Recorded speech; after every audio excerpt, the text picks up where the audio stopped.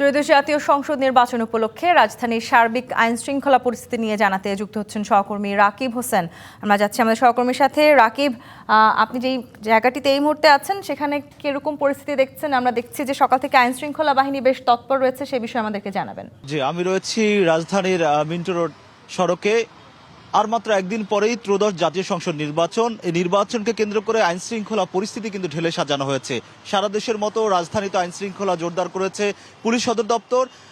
আমরা সকাল থেকে দেখেছি যৌথ বাহিনীর টহল কার্যক্রম চলমান ছিল। ঢাকার বিভিন্ন পয়েন্টে চেকপোস্টে তল্লাশি কার্যক্রম পরিচালনা করেছে আইন শৃঙ্খলা রক্ষাকারী বাহিনীর সদস্যরা। আপনাদের যদি একটু দেখাই তাহলে কিন্তু এখন কিন্তু যেই তল্লাশি চৌকি বসিয়ে সেখানে তল্লাশি কার্যক্রম কিন্তু চলমান রয়েছে। এখানে কাউকে যদি সন্দেহ করা হয় তাকে সার্বক্ষণিক জিজ্ঞাসাবাদ করে আইন শৃঙ্খলা রক্ষাকারী বাহিনীর সদস্যরা, এবং পুলিশ, র্যাব, বিজিবি এবং সেনাবাহিনীর সদস্যদেরও কিন্তু আমরা মাঠে তৎপর দেখেছি সকাল থেকে।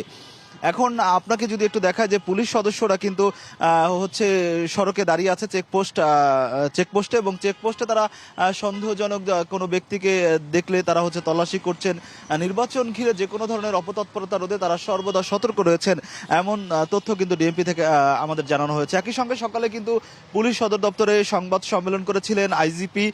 তিনি আমাদের যেটা জানিয়েছিলেন যে আসলে ঢাকার যেসব ঝুঁকিপূর্ণ কেন্দ্র রয়েছে নির্বাচনে সেসব কেন্দ্রে সার্বিক যে ব্যবস্থা নেওয়ার কথা রয়েছিল সে ব্যবস্থা তারা নিয়েছেন, এবং সেখানে কিন্তু স্ট্রাইকিং ফোর্স থাকবে পুলিশের, যারা অনাকাঙ্ক্ষিত যে কোনো ঘটনা রোধে তাৎক্ষণিক ব্যবস্থা গ্রহণ করবেন।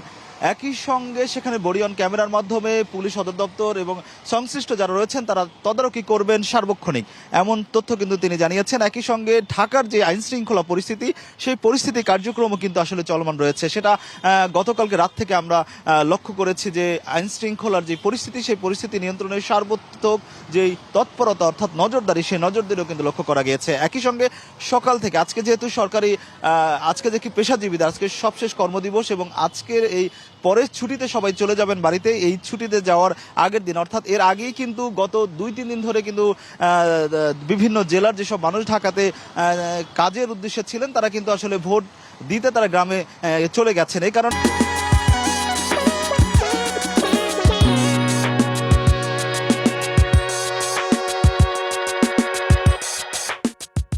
কিন্তু ঢাকায় আমরা লক্ষ্য করেছি আজকে সকাল থেকে ঢাকা অনেকটাই ফাঁকা ছিল, যানজট তেমন চোখে পড়েনি, এবং একই সঙ্গে যেই পুলিশের যে তৎপরতা ছিল এবং বিভিন্ন বাহিনীর বিভিন্ন ইউনিটের যেসব গোয়েন্দা নজরদারি ছিল সেগুলো কিন্তু চোখে পড়ার মতো। একই সঙ্গে যদি আপনাকে একটু দেখাই তাহলে কিন্তু পুলিশ সদস্যরা তাদের যে তল্লাশি চৌকি রয়েছে সেই তল্লাশি চৌকির সামনে মোটর সাইকেল এবং বিভিন্ন যানবাহন দিয়ে যারা যাতায়াত করেন এই সড়ক দিয়ে তাদের কিন্তু আসলে একই সঙ্গে তল্লাশি করছেন এবং দেখছেন যে সন্দেহজনক কোনো বস্তু অথবা ধার্য পদার্থ তাদের কাছে আছে কিনা।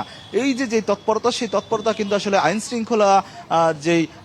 আইন শৃঙ্খলা ঘিরেই, কিন্তু যেহেতু আর একদিন পরেই ভোট অর্থাৎ রাত পহলে আরেকদিন কালকের দিন এর পরে অর্থাৎ 12ই ফেব্রুয়ারি ত্রয়োদশ জাতীয় সংসদ নির্বাচন অনুষ্ঠিত হবে। সেই নির্বাচনকে ঘিরে কিন্তু রাজধানীতে সারা দেশের মতো রাজধানীতে আইন শৃঙ্খলার ব্যাপক প্রস্তুতি রয়েছে, এবং একই সঙ্গে পুলিশ এবং বিভিন্ন বাহিনীর ইউনিটের সদস্যরা কিন্তু তৎপরতা চালিয়ে যাচ্ছেন। এই ছিল আমার কাছে মিন্টো রোড থেকে সবশেষ। রাকিব, আপনাকে ধন্যবাদ।